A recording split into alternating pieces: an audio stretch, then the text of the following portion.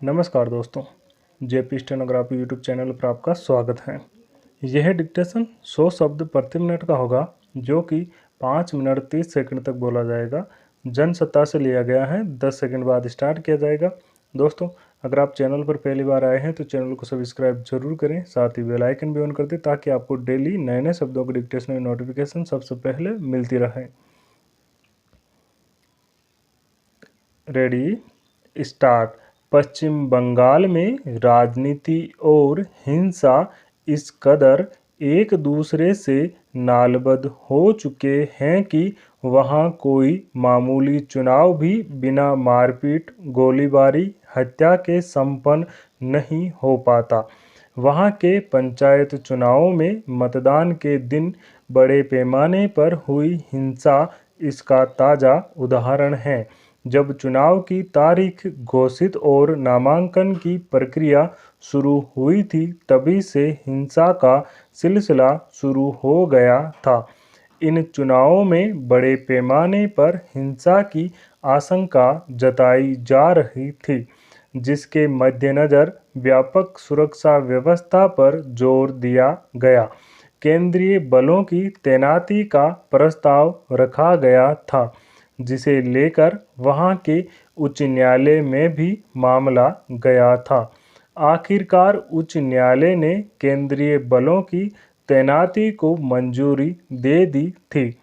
इसके तहत राज्य इकाई के 70,000 सुरक्षाकर्मी और केंद्रीय बलों की 600 कंपनियां तैनात की गई थी।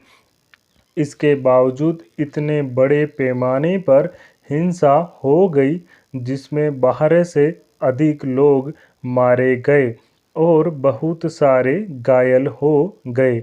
अब राजनीतिक आरोप प्रत्यारोप का सिलसिला शुरू हो गया है। यह चुनाव नतीजे आने के बाद भी चलता रहेगा। निर्वाचन आयोग पर आरोप लगाए जा रहे हैं कि उसने सुरक्षा के पुख्ता इंतजाम क्यों नहीं किए कि इस तरह की हिंसक घटनाएं हो गई। पश्चिम बंगाल में राजनीतिक हिंसा एक सतत प्रक्रिया बन चुकी है। राजनीतिक दलों के कार्यकर्ताओं के बीच लगातार दलगत संघर्ष देखा जाता है। चुनावों के वक्त वह सतह पर आ जाता है और वे बदले की भावना से एक दूसरे पर जानलेवा हमले करने से परहेज नहीं करते। एक चुनाव की वैमनस्यता दूसरे चुनाव तक बनी रहती है। विधानसभा चुनाव की वैमनस्यता पंचायत चुनाव में और पंचायत चुनाव की वैमनस्यता लोकसभा चुनाव में प्रकट होती रहती है। हालांकि यह प्रवृत्ति इसी सरकार के समय की नहीं है। जब वहां वाम दलों की सरकार थी, तब भी ऐसी हिंसक घटनाएं होती थी, मगर इस आधार पर मौजूदा सरकार की कानून व्यवस्था संबंधी खामियों को नज़रअंदाज नहीं किया जा सकता।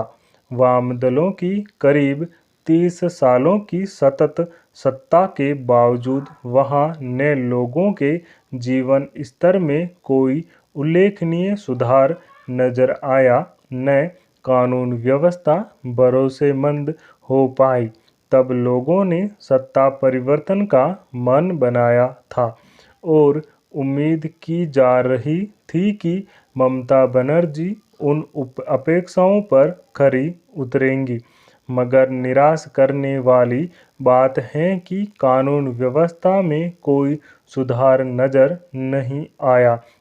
ममता बनर्जी ने भी राजनीतिक हिंसा की परिपाटी को उसी तरह पोसा है जिस तरह वाम दलों ने पोसा था।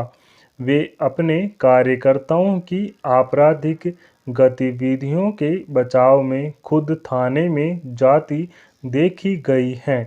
इससे स्पष्ट संकेत गया कि पुलिस प्रशासन सत्ता पक्ष के कार्यकर्ताओं की बेजा हरकतों को नज़रअंदाज करें। पिछले लोकसभा और विधानसभा चुनावों में भी इसलिए बड़े पैमाने पर हिंसा हुई थी कि सत्तापक्ष के कार्यकर्ताओं को प्रशासनिक संरक्षण प्राप्त था। अब पश्चिम बंगाल में स्थिति यह है कि प्रतिद्वंदी राजनीतिक दल भी अपने कार्यकर्ताओं को इसी तरह तैयार करते हैं। हिंसा के बल पर अगर मतदाताओं को अपने पक्ष में करके चुनाव जीत भी लिया जाए तो आखिर लोकतंत्र कहाँ बचा रहता है। यह समझ से परे है कि जब सत्ताधारी दल खुद अपने कार्यकर्ताओं को लोकतांत्रिक तरीके से मतदान कराने का पाठ नहीं पढ़ा सकता तो उससे दूसरे दलों के उपद्रवियों पर काबू पाने की कितनी उम्मीद की जा सकती है। स्टॉप। दोस्तों, इस डिक्टेशन का पीडीएफ लिंक डिस्क्रिप्शन मौजूद है, आप वहां से जाकर डाउनलोड कर सकते हैं। साथ ही ये डिक्टेशन और इसका पीडीएफ व्हाट्सएप ग्रुप पर भी शेयर किया जाता है, जिसका लिंक डिस्क्रिप्शन मौजूद है, आप ज्वाइन कर सकते हैं। दोस्तों, अगर डिक्टेशन अच्छा लगे, पसंद आए तो लाइक शेयर कमेंट जरूर करें। Thank you.